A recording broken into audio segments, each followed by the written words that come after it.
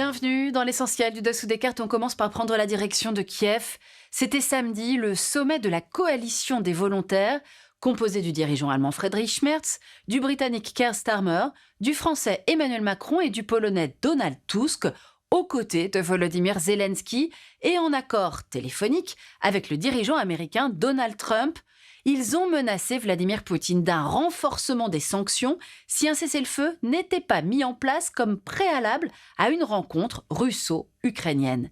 Alors dimanche, Poutine leur a répondu « Pas de cessez-le-feu préalable, mais il est prêt à des pourparlers directs entre la Russie et l'Ukraine en Turquie ». Sous-titre « Poutine ne veut pas des Européens et veut choisir le lieu ».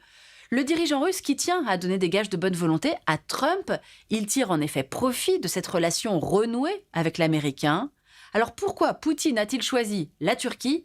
Parce qu'entre Moscou et Ankara, c'est une longue histoire, vous allez voir. Sortons nos cartes. L'accès à la mer Noire par les détroits du Bosphore et des Dardanelles est contrôlé par la Turquie, ce qui lui donne du pouvoir sur les flux commerciaux et militaires vers et depuis les pays riverains, notamment la Russie, un encombrant voisin avec qui Ankara entretient des relations ambivalentes.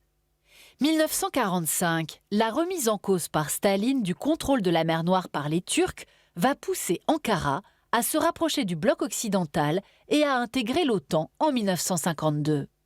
La Turquie, alors seul membre de l'Alliance avec la Norvège, a partagé une frontière avec l'URSS, y occupe une position stratégique.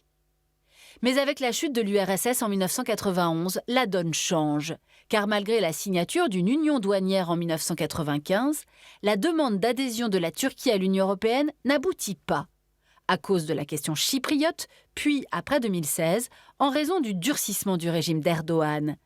Cet échec de l'intégration de la Turquie dans l'UE va accélérer le rapprochement d'Ankara et de Moscou.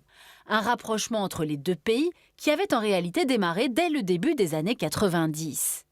La Russie, qui naît sur les décombres de l'URSS, va en effet chercher à sécuriser son accès à la mer Noire, vital pour ses intérêts, en renouant des liens avec la Turquie.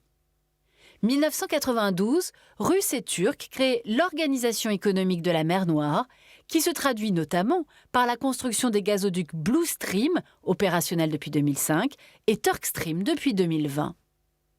Les offensives déclenchées par Moscou contre d'anciennes républiques soviétiques, en 2008 en Géorgie, puis en 2014 en Ukraine avec la Crimée, puis l'attaque à grande échelle de 2022, vont par ricochet accroître la dimension stratégique de la mer Noire et conforter le rôle clé de la Turquie. De quoi donner toujours plus de centralité à Erdogan, qui va s'enorgueillir en 2022 d'être à l'origine de la signature du seul accord depuis le début du conflit.